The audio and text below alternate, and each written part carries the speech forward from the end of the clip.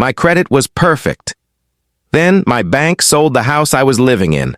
My credit was perfect. Not just good, not just decent, perfect. 8 years of discipline, of timely payments, low credit utilization, 0 delinquencies. I was the kind of person who checked my credit report more often than my social media. To me, financial responsibility wasn't just a habit. It was a reflection of who I was. Reliable, prepared, in control. Until the day I learned that being perfect on paper doesn't always protect you in the real world. It started like any ordinary Thursday. I was on a Zoom call, sipping lukewarm coffee, distracted by a spreadsheet that refused to balance. That's when my doorbell rang. I ignored it at first, assuming it was a delivery.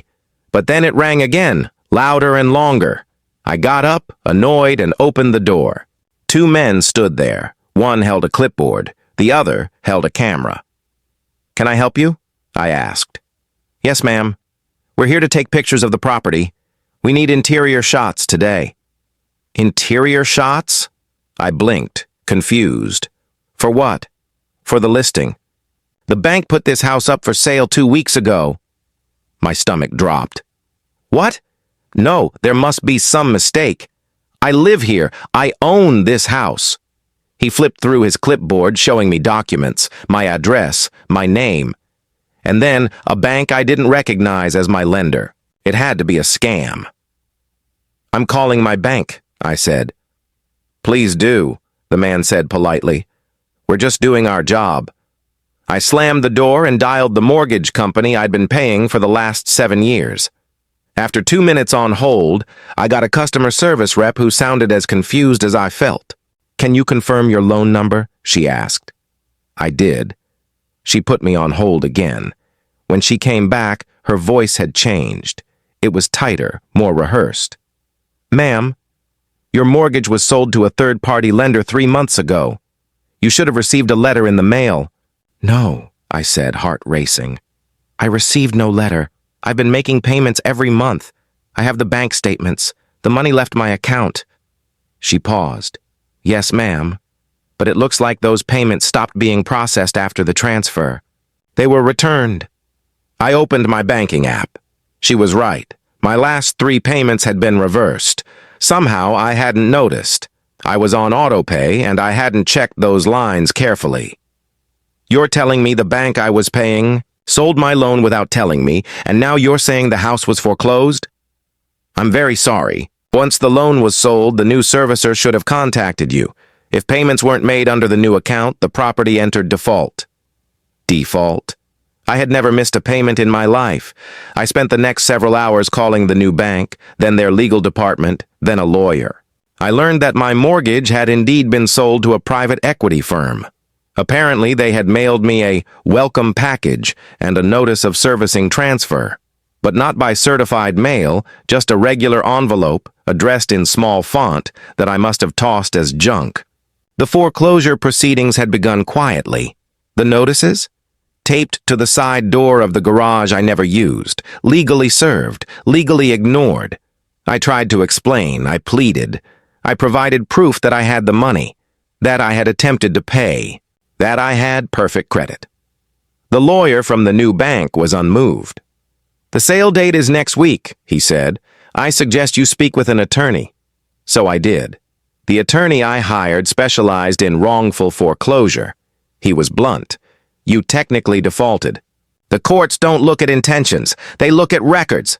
And right now, your record shows non-payment for 3 months. That's all they need." But I tried to pay. "Wrong bank," he replied. "They aren't obligated to chase you down. They mailed what they had to. It's cold, but legal."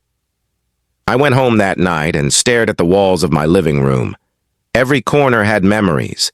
The chipped paint from when I moved in, the fireplace I decorated every December, the kitchen where I cooked for my parents during the holidays. All of it suddenly felt fragile, temporary, like a hotel room I'd overstayed.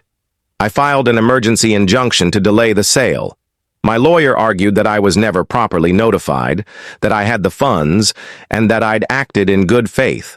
We asked for a temporary hold so I could redeem the loan. we were denied. The house sold on a Tuesday morning to a real estate investor who had no idea I was still living there. By Friday, I received a formal notice to vacate the premises within 30 days. I sat on the floor of my bedroom with the notice in my hands, shaking. I wasn't just losing my home, I was losing my foundation. My credit, which had been spotless, was now cratered by a foreclosure. My interest rates would go up, my ability to rent, to buy, even to get a credit card, gone. Not because I was irresponsible, not because I skipped a payment, but because I trusted the system.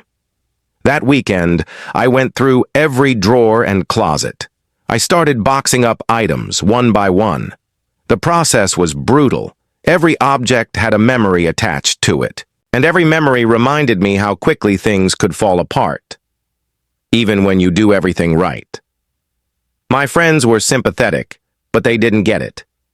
They offered guest rooms and emotional support, but none of them had ever experienced the panic of being erased from your own life by a legal technicality. My parents were devastated. My mother cried over the phone. My father offered to co-sign a new place, but I couldn't bring myself to look yet. In the final week, I walked the house like a ghost.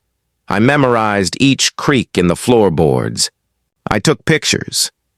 Not just for memory's sake, but because part of me still hoped someone would believe this was unjust, that I might have a chance to reverse it. But no miracle came. On my last night there, I slept on the living room floor. Everything else was packed. It felt like saying goodbye to an old friend who had been taken hostage. The next morning, I handed the keys to a stranger with a clipboard. He looked barely older than 25, cheerful, professional, detached. "You kept it in great shape," he said. "Thanks," I said softly, and then I walked away. I moved into a small apartment on the edge of town. It was quiet and temporary. The kind of place where the walls are thin and the carpet always smells faintly of bleach.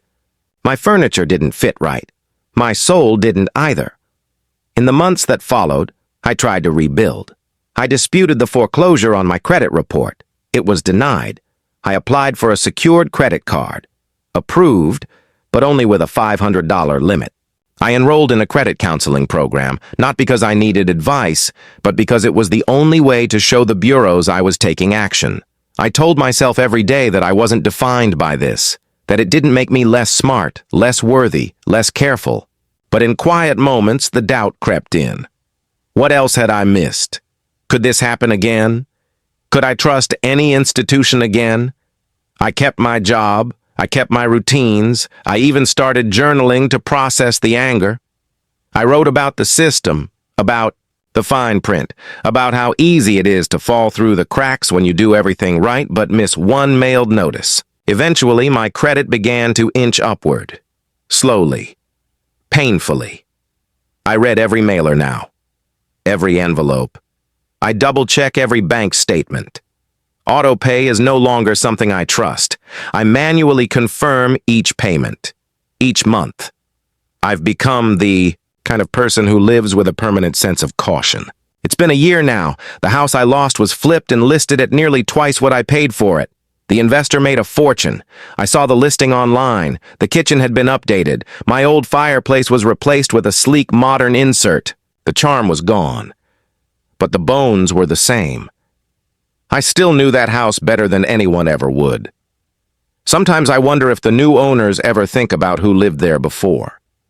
If they feel the echoes of a woman who thought she had done everything right. Who lost not because she failed, but because the rules were written in ink only lawyers could read. My credit was perfect. But perfection isn't protection, not when the system is built to profit from your oversight. And that's the truth no one tells you until it's too late.